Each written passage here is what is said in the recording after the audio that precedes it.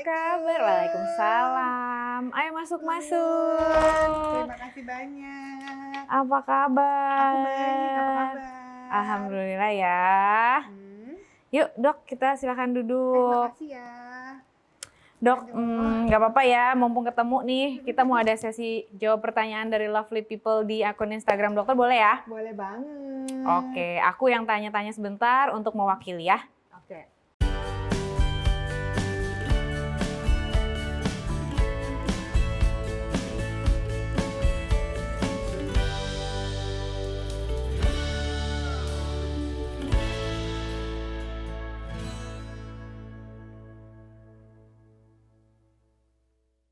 Dok, makasih banyak ya udah luangin waktu main ke sini. Terima kasih, seneng banget. Tempatnya bagus deh.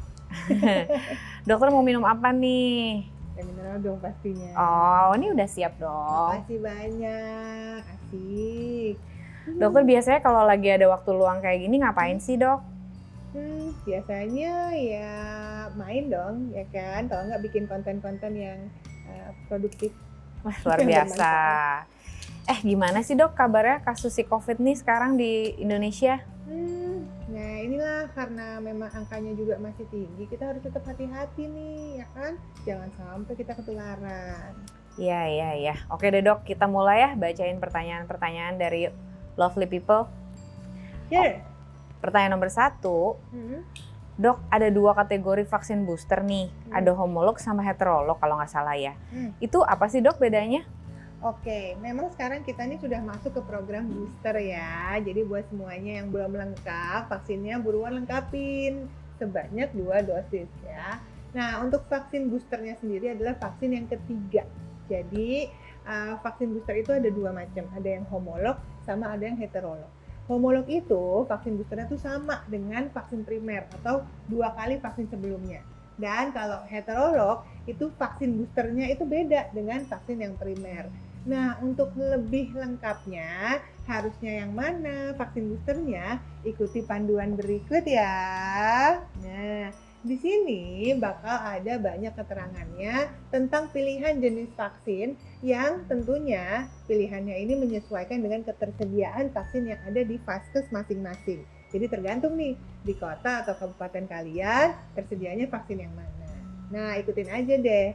Dan yang paling penting, vaksin booster ini diperuntukkan untuk usia 18 tahun ke atas dan diutamakan bagi lansia dan juga para penderita gangguan imunitas. Wah, jelas banget. Thank you banget ya dok, udah dijawab. Oke, sekarang yang lain nih. Pertanyaannya agak unik nih. Apa tuh? What is the lowest point in your life? Cerita dong dok. Oke, sebenarnya ada beberapa kali kayaknya ya lowest point in my life ya. Sekali aku pernah ngerasa down banget waktu aku menjalani sekolah kedokteran karena aku ngerasa bahwa bebannya kok berat banget, jadwalnya juga padat banget. Emang aku mampu ya ngejalanin ini gitu kan? But then ternyata at one time aku ngerasa aku mulai terpanggil gitu ya, bermanfaat banget hidupnya karena ternyata dalam satu waktu aku bisa istilahnya mengetahui ya penyakit yang diderita oleh seorang anak kecil yang memang waktu itu sakit-sakitan dan udah bolak-balik nih pergi ke rumah sakit tanpa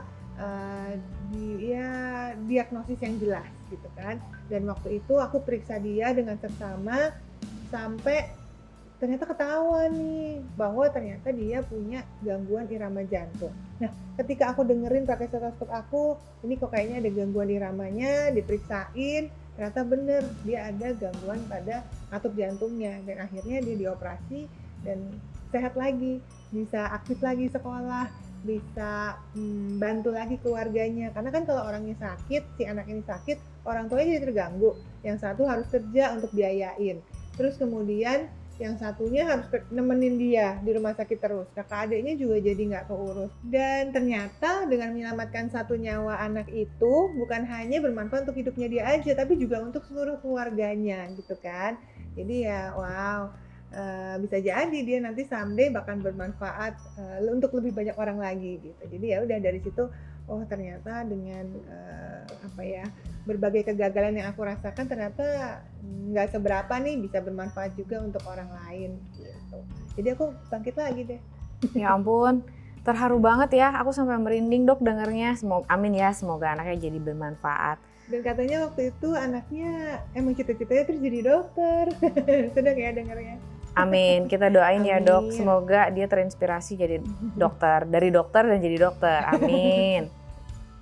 Nah ini yang ketiga nih, dari Siagian 01. Tanya dong dok, kapan ya pandemi COVID-19 ini bisa berakhir? Kita masih terus was-was dan kita semoga sehat terus ya dok. Dok, mau dong resepnya agar tubuh kuat melawan COVID, gimana dok? Oke, jadi kalau mau pandemi berakhir tentunya kita pengennya cepet-cepet ya. Kalau ditanya kapan, saya pengennya sih tahun ini berakhir ya, secepat mungkin. Tapi sebenarnya pandemi itu bisa berakhir kalau memang penyakit ini sudah tidak lagi mendominasi di negara-negara di dunia. Jadi ya kita berharap dengan makin menurunnya kasus, ya penyakit ini bisa hilang. Nah caranya gimana? Jangan ada penularan lagi, jangan sampai kasusnya banyak lagi, ntar nggak selesai lagi pandeminya. Makanya yang paling penting sebenarnya adalah supaya kita tetap menjalankan prokesnya. Nah protokol kesehatan ini nggak main-main. Biasanya kita tahu ya cuma 3M, 5M, ada 10M juga ya kan. Tapi sebenarnya ini tuh yang paling penting bukan hanya dimengerti, tapi dijalanin dengan baik. Pakai masker, ya jangan cuma dicantel aja, tapi dipakai dengan baik dan benar. Terus menjaga jarak supaya nggak terpercik dan terhirup sama droplet orang lain. Terus mencuci tangan, ya benar, mencuci tangan harus banget karena kita habis pegang-pegang benda yang ada di sekitar kita dan bisa aja kita pegang tempat masuknya virus, yakni mata, hidung, dan mulut tanpa kita ketahui. Ya. Dan jangan lupa jaga kesehatan juga dari dalam, mengatur pola makan dengan isi piringku, ya. Kemudian juga tidur harus cukup, minimal 7-8 jam dengan kualitas tidur yang baik di malam hari. Terus jangan lupa harus olahraga yang rutin dan teratur. Jadi kalau bisa sih minimal 3 kali seminggu, cukup 15-20 menit aja. Yang penting rutin ya. Oke, sekarang pertanyaan nomor 4 ya dok, dari Nurul Apriani. Halo dok, aku mau tanya dong tentang GERD. Apakah GERD bisa sembuh? Dan bagaimana mengatasi GERD kalau tiba-tiba kambuh? Wah, GERD ini penyakit orang Indonesia biasanya nih. Gastroesophageal reflux disease. Jadi memang ini adalah penyakit lambung yang diakibatkan oleh melemahnya katup yang terletak di kerongkongan bagian bawah. Jadi normalnya biasanya kalau kita habis makan, katup itu kan nutup lagi ya supaya makanannya tetap terjaga di dalam lambung. Tapi pada penderita GERD, katup ini jadi melemah. Jadi makanannya bisa naik lagi, asam lambungnya bisa naik bahkan sampai ke kerongkongan. Terus kalau terus-terusan bisa jadi iritasi, bisa jadi radang, makin lemah katupnya. Nah, biasanya tuh kadang kalau orang GERD yang dirasain tuh ada rasa asem gitu atau pahit di mulut, ada sensasi terbakar atau perih di dada, terus di ulu hatinya juga, ada kesulitan menelan, ada gangguan pernapasan, suaranya serak, terus suka mual muntah juga, bahkan bisa ganggu banget kalau lagi tidur, jadi muncul gangguan tidur.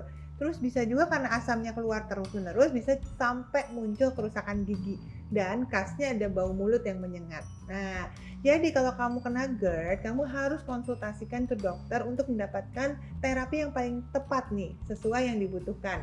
Misalnya menggunakan obat antacid atau pakai H2 reseptor blocker atau pakai PPIs gitu ya, dan segera konsul untuk memperbaiki gaya hidupnya.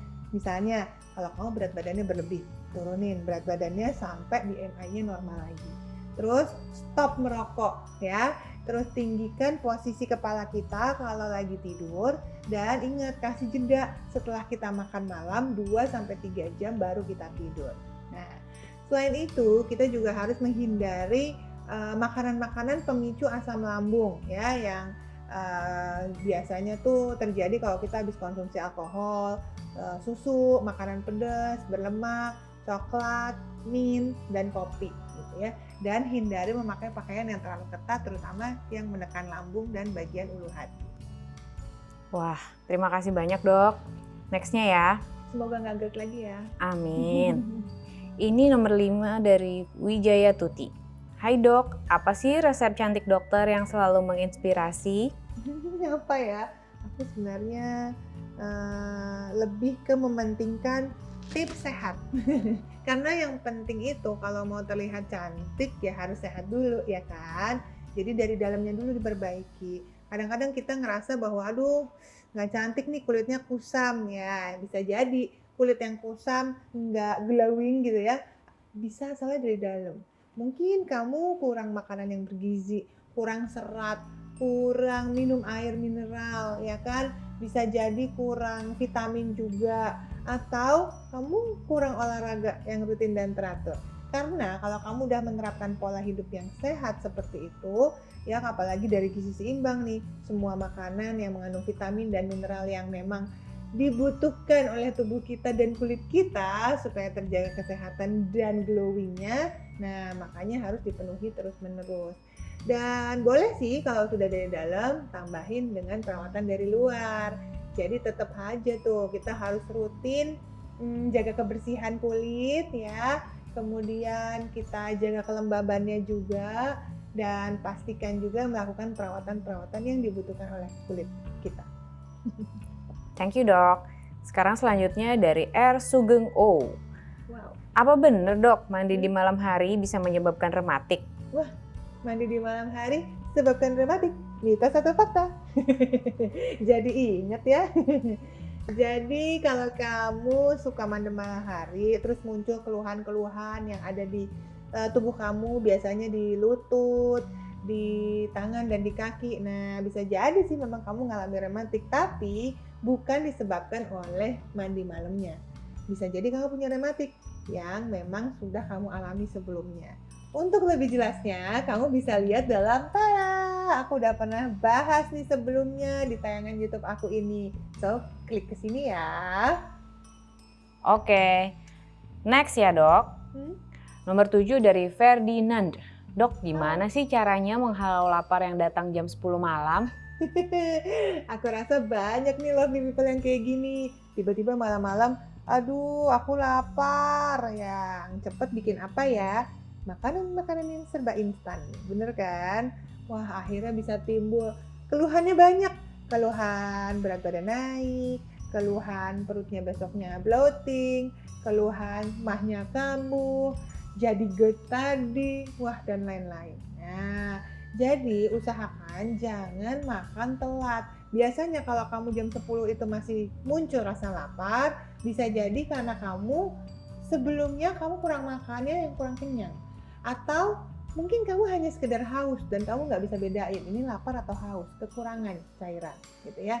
Jadi kalau kamu tiba-tiba malam-malam padahal udah makan malam kok muncul, ya langsung banyakin minum air mineral dulu. Apakah itu bisa mengurangi ya. Terus makanan kamu bisa jadi kamu udah makan tapi kok masih muncul rasanya yang pengen nyemil segala macam, craving segala macam malam-malam, bisa jadi kamu kurang serat siangnya. Jadi harus perbanyak ya makan serat, terutama yang berasal dari sayur-sayuran ya.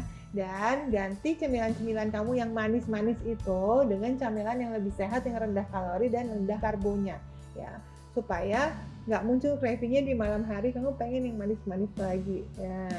Terus kasih jeda, ingat kamu harus makan paling nggak 2-3 jam sebelum waktu tidur supaya tidurnya juga nyenyak, nggak ada gangguan tidur, nggak ada GERD yang muncul. Wah, thank you so much dok. Sama. Next ya dok, ini dari Lisda Widiawati. Dok, saya punya penyakit jantung. Apakah saya bisa vaksin? Tolong pencerahannya dokter cantik. Wah, semoga cepat sehat ya. Memang orang-orang dengan penyakit komorbid ya, seperti penyakit jantung, penyakit ginjal, hipertensi, dan lain sebagainya, sebaiknya konsultasi dulu ke dokter pribadinya.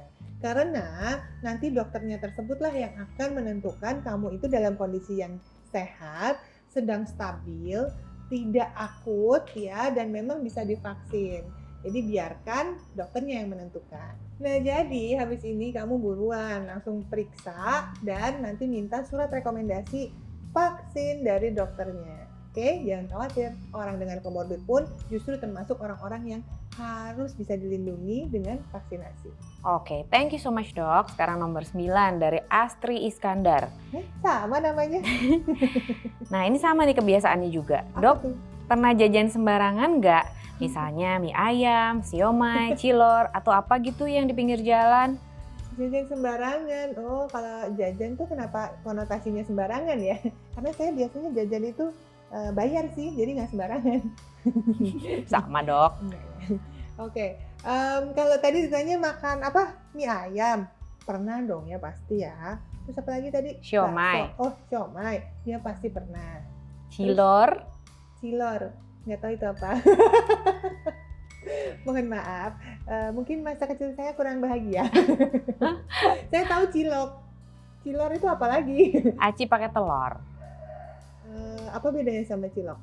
Oh, nggak pakai telur. Nggak pakai telur. Ini spesial dok. Pintar ya. Baik. Terima kasih. Sebenarnya makan sih, tapi yang paling penting buat semuanya Lovely People ya, kita boleh aja nih kita beli makanan-makanan tersebut, tapi ingat pilih yang kondisinya memang bersih ya dan terawat lah ya, dan memang orang yang jual itu mengerti bagaimana sih menjaga kesehatan para pembelinya. Ya. Itu ayam tetangga ikut jajan sembarangan nggak?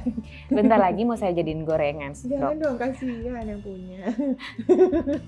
Oke dok, terakhir ya. Nomor 10, Hmm? ayam. Iya, ayam. Tapi yang nomor 10 bukan ayam dok, pertanyaannya dari Catur_United.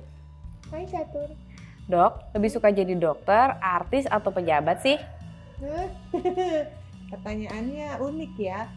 Sebenarnya kenapa harus memilih? Ini kayaknya memang mindset kita dari kecil kalau ditanya, gede mau jadi apa? Terus tiba-tiba harus milih nih dari sekian banyak profesi, terus kita dari kecil ditanemin, oh harus milih satu ya gitu ya. Kayak dari kecil mau jadi apa? Dokter, oke jadi dokter ya. Kayaknya nggak boleh gitu ya. Nggak boleh banget sih punya berbagai impian yang bisa kita capai. Karena zaman sekarang ya, kalau kita lihat banyak loh orang-orang yang sukses dengan multiprofesi. Jadi memang jangan mengecilkan potensi diri kita. Mungkin sebagian dari Lovely People ada yang memang suka nih jadi arsitek, tapi suka juga nih jadi guru, suka juga nih jadi YouTuber. Bisa aja kan? Jadi terserah impian kalian. Wujudkanlah apapun itu, bisa kok kita meraih semuanya, nggak perlu milih. Dan yang pasti jangan biarkan siapapun meredupkan asa dan harapanmu dan potensimu untuk menjadi seorang yang lebih bermanfaat dari sekarang. Cie, gaya nggak? Luar biasa dok. Aim for the sky ya dok ya. Aim for the sky. Dok, terima kasih banyak ya buat sesi tanya jawabnya. Sama-sama, senang banget. Terima kasih semuanya juga yang sudah mengajukan pertanyaan. Lain kali kita tanya jawab lagi ya. Iya, by the way ini buat 10 orang yang tadi dijawab pertanyaannya sama Dokter Isa akan dapat hadiah saldo OVO 100.000 loh. Yeay, selamat. Thank you so much ya dok for Thank you today. semua. Selamat buat yang terpilih. Bye. Lovely People, jangan lupa untuk subscribe, bunyikan loncengnya, di like dan di komen ya.